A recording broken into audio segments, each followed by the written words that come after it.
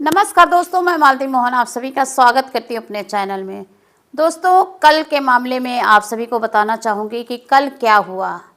अनुराग हत्याकांड में क्या कल नहीं हुआ, आप सभी को हम बताना चाहेंगे कि कल अनुराग हत्याकांड में लेखपाल साहब और तहसीलदार साहब का सच चेहरा सामने आया। खुल करके जो चाह रहे थे वो चीज़ सामने आ गया। दोस्तों, कहते हैं ना, हर इंसान के जो सोच होती है वो सामने खुल कर के आती है। जब वो सामने क्या कहना चाह रहा है, क्या कर रहा है, उसकी करतूतें बिल्कुल सामने आ जाती हैं। तो दोस्तों, इसी तरह कल अनुराग हत्याकांड में जो तहसीलदार हैं और जो लेखपाल हैं उनका चेहरा बिल्कुल सामने आ गया। वो क्या कहना चाह रहे हैं और क्या कर रहे हैं।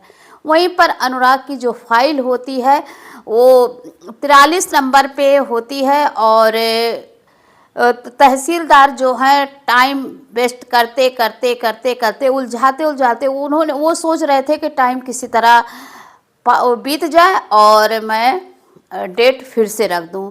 तो दोस्तों, इसी तरह उनकी सोच है जो तहसीलदार साहब हैं और जो हमारे लेखपाल साहब हैं, उनकी पूरी हकीकत सामने आ गई है। कहते हैं सच जो है सामने होता ही है।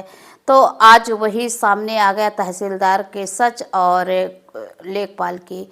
तो दोस्तों, अनुराग हत्याकांड में जो प्रधान जी हैं काफ़ी मेहनत कर रहे हैं। अनुराग के पिताजी भी कल गए हुए थे कोर्ट में। जज साहब का जो रवैया था उसको देख करके वो हाथ जोड़ लेते हैं और कहते हैं कि कैसे मेरे बेटे का निर्णय होगा और कैसे क्या होगा, ये मुझे नहीं समझ में आ रहा है। तो कहीं ना कहीं जो ये संविधान की बात कहें तो क्या इन्हीं लोग के वजह से संविधान बना हुआ है, या जो संविधान ये लोग लागू कर रहे हैं किस बेस पे कि यानी कि ऐसे निर्मम हत्या की जाती है जैसे मूली गाजर काट दी जाती है बच्चे को। एक 17 साल के बच्चे का धड़ से सर कलम कर दिया जाता है। और इस मामले में अभी इतनी देरी सुनवाई में, ये कैसा संविधान है, कैसा न्याय है जो कि न्याय नहीं हो पा रहा। वहीं ग्राम प्रधान जो हैं कितना रिक्वेस्ट कर रहे हैं और एक पिता का दर्द सभी लोग समझ सकते हैं कि। और उसके बाद डीएम साहब अनुराग के वो डीएम साहब जो जज साहब हैं वो कहते हैं, एसडीएम साहब को झाड़ भी लगाते हैं कि इस पे जल्द कार्रवाई होनी चाहिए और जल्द से ऐसे मैटर को जल्दी सॉल्व करना चाहिए।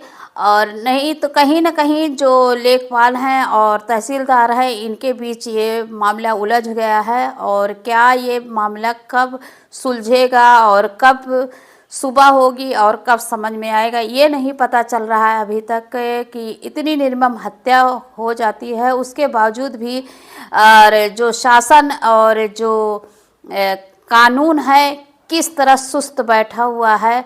वहीं पर राजेश का परिवार ये सब देखते हुए कितना वो तो चाह ही रहा है कि तारीख पे तारीख, तारीख पे तारीख बढ़ती रहे। तो ये कुछ इसी तरह नज़ारा भी देखने को मिल रहा है। और ग्राम प्रधान के तरफ से ये भी सुनने को मिला कि कोई मतलब सुनवाई नहीं कर रहा है और ये लोग पता नहीं क्या करना चाहते हैं। अगर यहाँ से काम नहीं हुआ तो हम सीधे बाबा योगी आदित्यनाथ के पास जाएंगे अपनी ये सुनवाई के लिए। तो दोस्तों, आप सभी की क्या राय है इस विषय में, अपनी राय दीजिए कि जिस तरह अनुराग की निर्मम हत्या कर दी जाती है और अभी तक सुनवाई नहीं हुई है, इस बारे में आप सभी की क्या राय है, अपनी राय दीजिए। और चैनल में नए हैं तो चैनल को सब्सक्राइब करिए और इस वीडियो को ज़्यादा से ज़्यादा शेयर करिए। कहीं न कहीं कहते हैं कि जो 3 हिस्सा है का ख ग है, जिस तरह बना हुआ का ख ग के दायरे में लालता यादव का मकान, तो मकान तो जड़ है। वो जड़ जब तक जड़ को खोद करके नहीं फेंका जाता है तब तक तो लड़ाई का जड़ इस तरह बना रहेगा। और जो अनुराग की घाव है उनके माता पिता के दिल में, वो घाव कभी भरेगा नहीं जब तक कि लालता यादव का घर नहीं ढाया जाता है। और इस पर सरकार को सुनवाई करनी चाहिए और हमारे माननीय जो जज साहब हैं उनको फटाफट इसका निर्णय करना चाहिए, क्योंकि इतना बड़ा निर्मम हत्या जो हुआ है उसके लिए हमारे जज साहब को फटाफट इस पे सुनवाई करके और एक माता पिता को दिल को थोड़ा ढाढ़स बनाना चाहिए कि जिस तरह इनका बेटा का निर्मम हत्या हुई है और जल्द से जल्द इस पे सुनवाई कर देना चाहिए। तो दोस्तों वीडियो में इतना ही, फिर मिलेंगे, तब तक लिए नमस्कार।